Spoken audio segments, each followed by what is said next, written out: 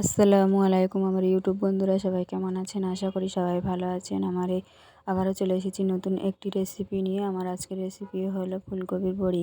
এখানে আমি 200 গ্রাম ডাল নিয়েছি, আর হচ্ছে কি 100 গ্রামের একটু কম ফুলকপি নিয়েছি। ফুলকপিটা আমি ভালো করে মিক্সিং জারে গ্রেট করে নেব। মিক্সিং জারে পেস্ট বানিয়ে নিয়েছি। এটাকে আমি পানিটা ভালো করে হাত দিয়ে নিগড়ে পানিটাকে আমি বার করে দেব।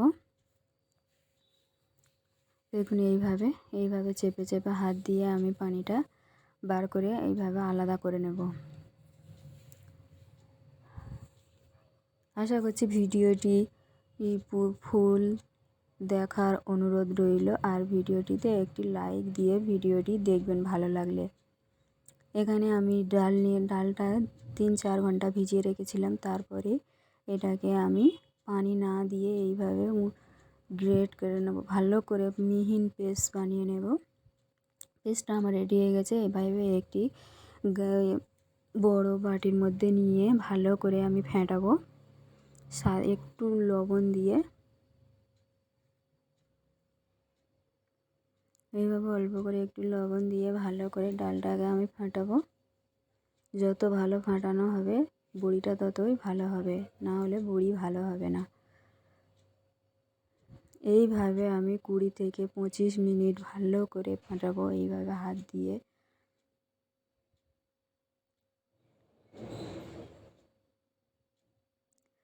দেখুন ফাটানোটা আমার দেখুন কেমন হয়ে গেছে। আগে লাল ছিল, এখন সাদা কালারের হয়ে গেছে।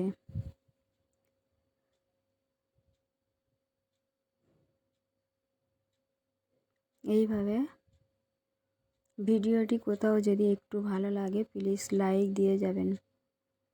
এইভাবে এক বাটি পানির মধ্যে 1 ফোঁটা দিয়ে দেখব, যদি ভেসে থাকে তাহলে ভাববে ফেটানো আমার রেডি হয়ে গেছে। এবারে এর মধ্যে দিয়ে দেব ফুলকপির ওই পেস্ট বানিয়ে রেখেছিলাম, ওটাকে দিয়ে দেব। দিয়ে আবারও 5 মিনিট একটু মেখে নেব হাত দিয়ে, জিরে ধনিয়ার গুঁড়ো দিয়ে এইভাবে টেস্ট হওয়ার জন্য। আপনারা চাইলে এখানে ঝালের গুঁড়ো বা শুকনো মরিচের গুঁড়ো করে নিয়ে দিতে পারেন। এইভাবে করে ভালো করে হাত দিয়ে ফেটাবো।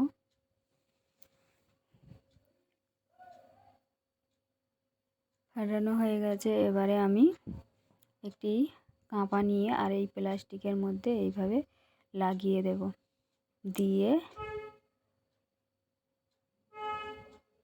এবারে এর মধ্যে ডাল বাটাগুলো দিয়ে দেব। ভর্তি করে নেওয়া হয়ে গেলে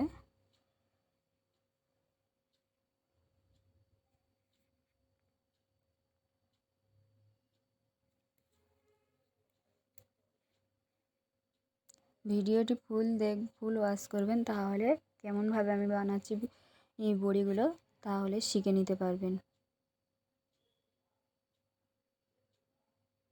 আর ভর্তি করা হয়ে গেলে এবারে আমি এখানে এইরকম একটি ছাঁচ নিয়ে ওর মধ্যে তেল ব্রাশ করে নেব। নিয়ে ওর উপরে আস্তে আস্তে এইভাবে নিচে থেকে দেবো না, উপর থেকে দিয়ে এইভাবে ভালো করে একটা একটা করে লাগিয়ে দেবো। এইভাবে দেখুন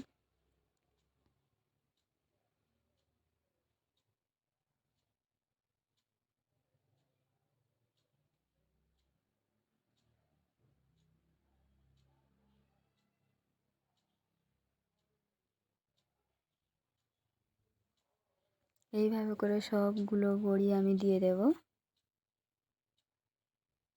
দিয়ে এটাকে আমি রোদে দিয়ে দেবো।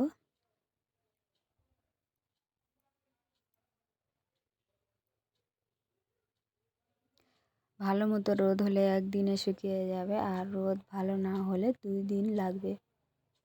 ছোট ছোট বড়ি তো ভালো রোদ হলে একদিনে পুরো শুকিয়ে যাবে। এবার আমি ওরকম একটি প্লেট নিয়েছি, প্লেটের মধ্যে তেল ব্রাশ করে আবারও এইভাবে সবগুলো বড়ি আমি বসিয়ে দেব।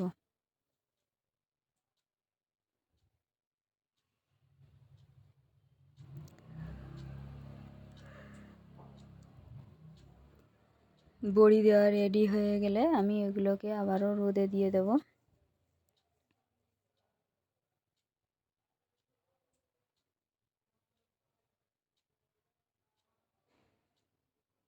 এইভাবে খুব সহজেই বাড়িতে বানিয়ে নিতে পারবেন ডালের বড়ি বা ফুলকপির বড়ি,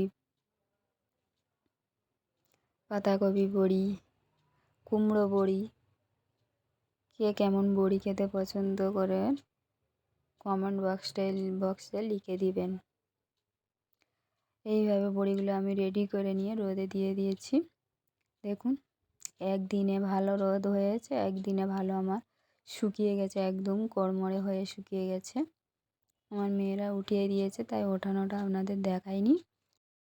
ফিরে আসবো নতুন একটি রেসিপি নিয়ে। এখানে শেষ করছি। আল্লাহ হাফেজ।